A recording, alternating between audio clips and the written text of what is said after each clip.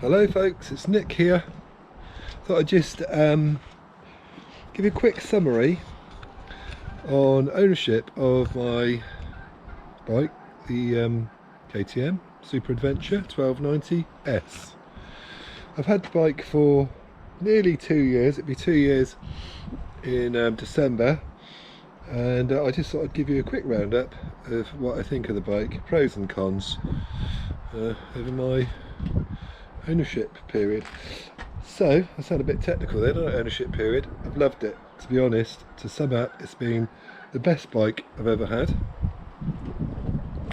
But there are some things that are good and some things that are not so good about the bike, so I'll just run you through them. A lot of them are only my opinion, and it depends on what bikes you've owned, what bikes you've experienced, and what you'll think of it. So it's quite subjective. Here she is. The reason I'm doing this is because today is the last day that I'm going to be owning it. She's going, and it's not because of anything bad, it's because I've got something new and exciting coming. I've reached the end of my period of where I can change her, so I'm going to change her to something else. You're going to have to wait and see what that'll be. So, what can we talk about? I've done 12,000 miles on it over about 1.5 years, and that includes the lockdown period that we just had. Obviously I didn't get out much then, so I'd been using it quite intensively. It's a great all-round bike. It's got good wind protection.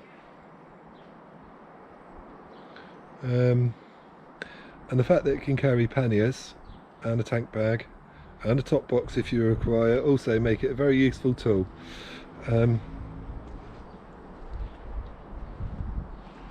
Yeah, it's good in that respect. It goes like stink. Let's not mess around here. It's 160 brake horsepower. It's a job to keep the front wheel on the floor in first, second and third gears. And it's a good job it's got the electronics which do that, because it really does need it. You could drive it carefully, but it's a bit of a hooligan. It doesn't want to be driven carefully, it wants to be enjoyed. The bike moves around quite a bit underneath you, but it feels quite normal for a bike like that. If I was on something like a Hayabusa or a Pan-European, you hardly ever feel them move. But this is that sort of bike, and you know, when the there's a little bit of a skid on the rear wheel when you apply the brakes and stuff like that, it just doesn't faze you. The bike is quite happy, you know, to do that. It's designed for it. Pros, yeah, good all-rounder. It'll make you smile. This bike's made me feel like a younger man, which is not a bad thing when you get into 56 years old. Yeah, it's just great. It's just smile factor. It makes you grin. The reason it's going is because basically it's an adventure bike, and I'm not using it as an adventure bike. I hardly ever use the luggage. I've been off-road once on it, which has been was a really good experience. It's such a capable bike. The brakes and the gearing are quite low to allow for that, so generally if I'm in a 30 I'm in second gear, which is just what it is. First gear is quite low. The front brake, you really have to pull on it quite hard to get any braking power out of it, but I guess that's geared for off-road use, where you wouldn't want to be grabbing and locking up the front.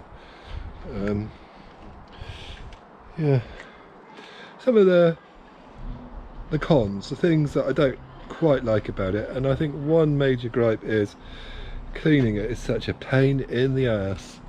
It's got so many nooks and crannies, it is an absolute arsehole to clean, as you could imagine.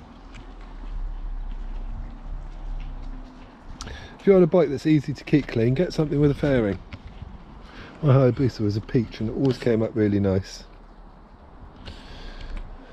Yes, it's a pain in the ass to clean. Another gripe that I have is the front end feel.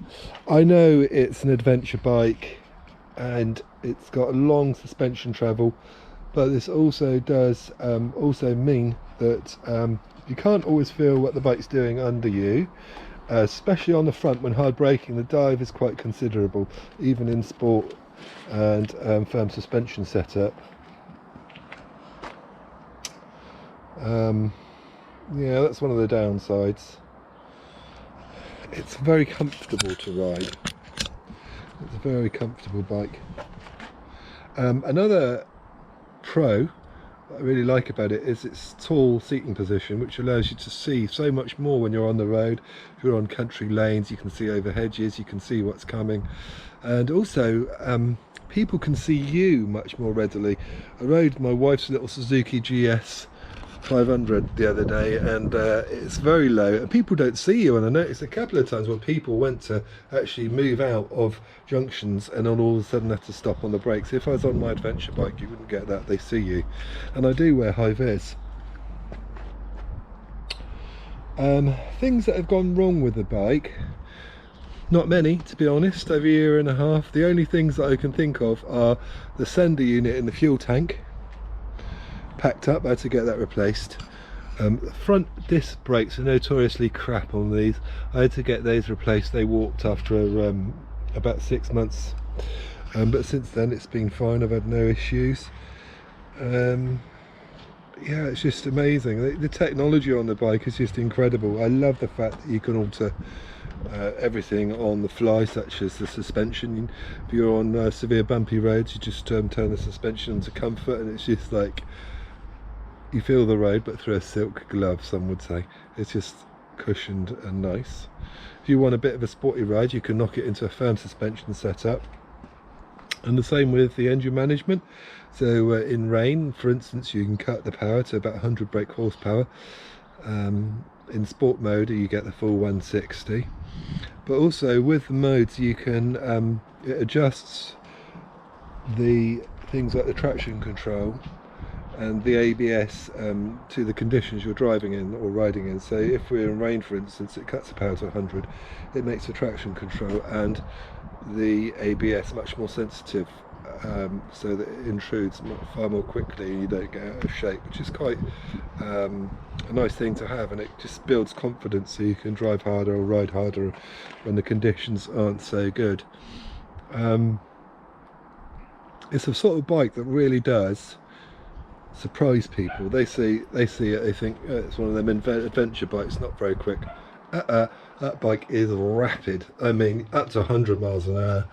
It will keep up with anything, it really would. After that, obviously you've got a tall bike, you're getting blasted by the wind. It slows down after about 110, 120. Not that I ever go that speed on the road, you understand. Can you see my halo? Yeah, it's amazing. If I could, I would keep this bike and get another bike, but I'm not made of money, so one has to go. So I'm trying something new, and I'll make a video about that later. It's arriving soon, within the hour from Coventry. Yeah, so reliability, it's been good. Considering the amount of electronics on it, I would have thought there could have been more that could have gone wrong with this bike than hers. No, solid. Really good. One thing that I sort of do wish that I had got is the motor slip regulation edition, and at the time I thought, who needs that? It's got a slipper clutch, but because it's got such high torque on throttle down, the rear can lock up in the wet. So I'd recommend getting MSR as part of the package if you're considering buying one of these. And you know, if you're looking at the adventure bike market, you can't go far wrong with this, because you get an adventure bike and you get a sports bike. Obviously there is some trade-off with a bike that has got such long travel suspension. It's not going to be exactly like a sports bike, but it's pretty damn close. Yeah, she's been a great bike. Give you one more quick walk around her. Goodbye, my love. I love it, but it is only a motorcycle after all. But such a fun bike. It's even got headlights that when you lean into a corner, it shines into the corner. These light up in increments of 4 stages depending on your lean angle. That's an incredible bit of technology for a bike, isn't it? These are the stepper motors for the automatically adjustable suspension. It's even got like you can alter the angle of the LCD depending on your height. Yeah, it's incredible.